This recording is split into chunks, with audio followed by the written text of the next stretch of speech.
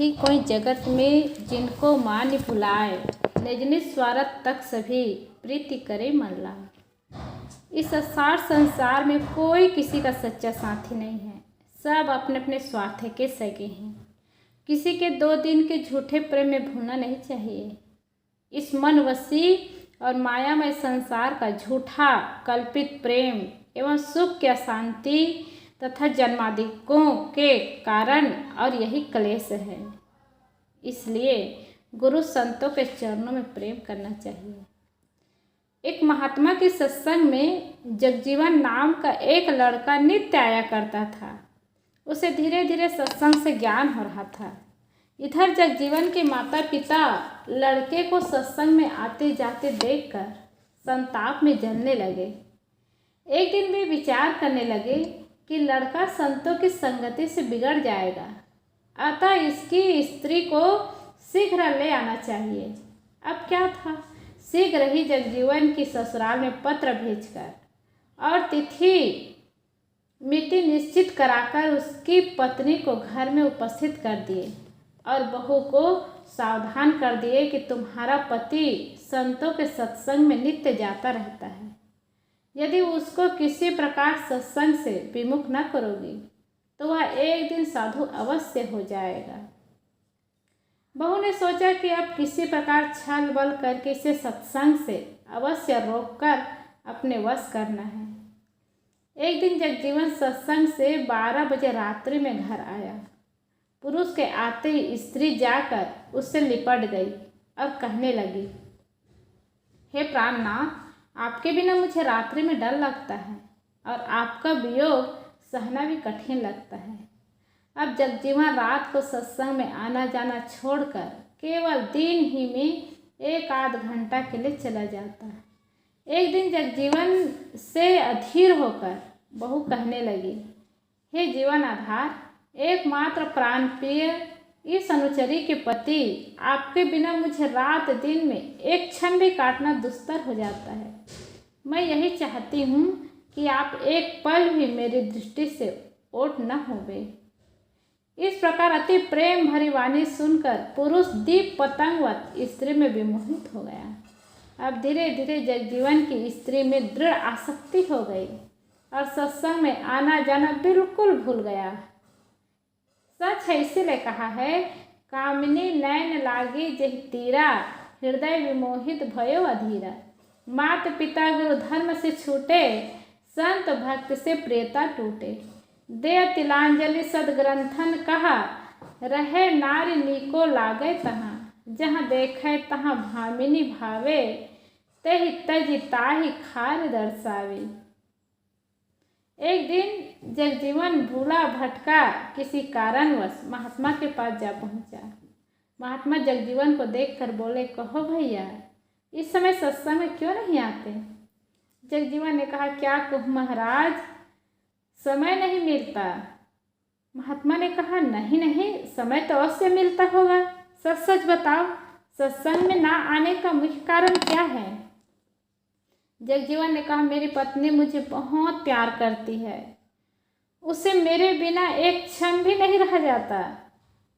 महात्मा ने कहा, मुझे विश्वास नहीं पड़ता कि तुमसे तुम्हारी स्त्री सत्य प्रेम करती होगी, क्योंकि संसार के सब प्राणी अपने अपने स्वार्थ के मित है, स्वार्थ के साथी है।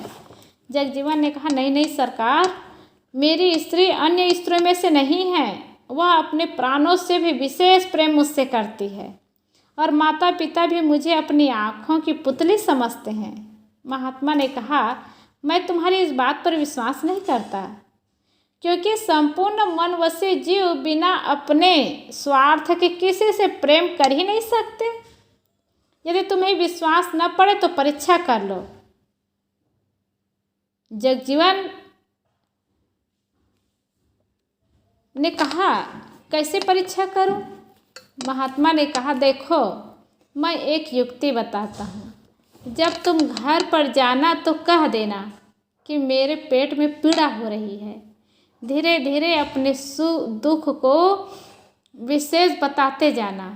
रात भर इसी प्रकार बिताकर प्रातः का श्वास चढ़ा मृत जैसा हो जाना। क्योंकि जब योग की साधना करो तो श्वास को रोकने का अभ्यास किया जाता है या श्वास को चढ़ाने का अभ्यास किया जाता है, तो शरीर ऐसा लगता है मानो मुर्दा हो गया है। तो उनको यह अभ्यास था। उनके गुरु ने कहा प्रातःकाल जब श्वास चढ़ा मृत जैसा हो जाना, जब मैं आऊँगा और तुम्हारा हाथ पकड़ कर उठाऊँगा तब उठना। जगजीवन गया और घर में पत्नी तथा माता पिता से कहने लगा कि मेरे पेट में पीड़ा हो रही है। प्रातःकाल होते ही महात्मा की बताई हुई युक्ति से श्वास चढ़ाकर मृत सा हो गया।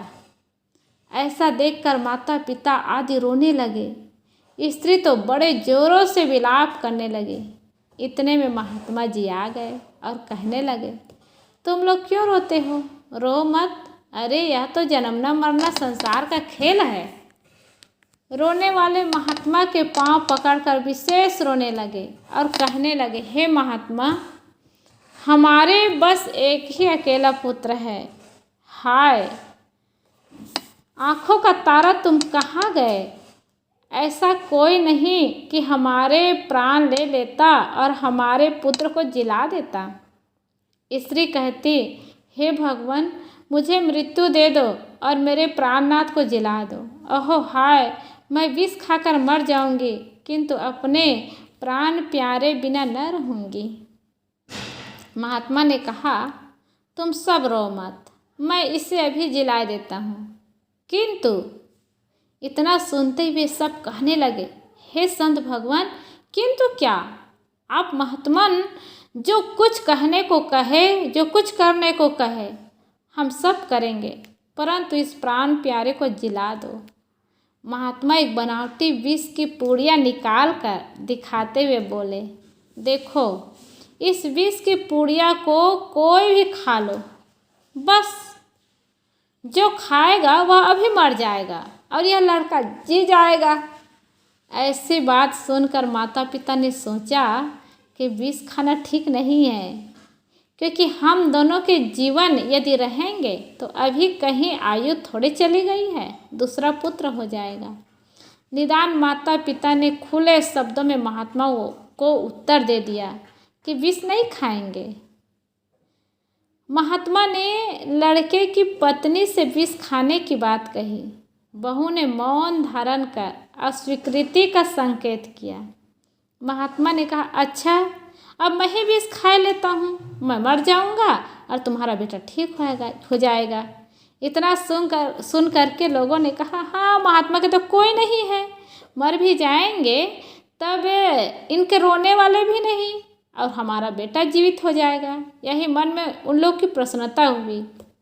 उस बनावटी विष पुड़िया को महात्मा ने खा लिया और लड़के का हाथ पकड़कर कहा उठो बेटा, तुम्हारे प्राणों से प्यारे सगे संबंधी तुम्हारी प्रतीक्षा कर रहे हैं। जगजीवन गुरु गुरु कहते हुए उठा और उठ पड़ा और महात्मा के चरणों में गिर पड़ा और बोला हाय अंधमय नित्य त्रिकुटुम आपन जानियो मित, यह नहीं जानियो स्वार्थ सग सब मतलब के हित।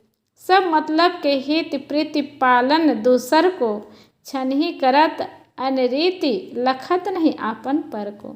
स्वार्थ रत सब कहे हमारो प्राण प्यारा, अंत न आवे काज कपट को भरो पिटारा। ऊपर हित मित मातु पीतु नारी कहे ये मोर, पर सुख देखे जहाँ नहीं त्यागे त्रिसम तोर। इस तरह से हम देखते हैं कि सब स्वार्थ से जुड़े रहते हैं और स्वार्थ के प्रेमी होते हैं और स्वार्थ टूटते ही सबका प्रेम टूट जाता है, प्रेम बिखर जाता है। इसलिए स्वप्न भरे संसार में और माया भरी दुनिया में सत्संग भजन और परमार्थ का काम न छोड़े, परमार्थ का काम करते जाए, जीवन कल्याण का काम करते जाए। जीवन में यही सार है, यही जीवन की सफलता है।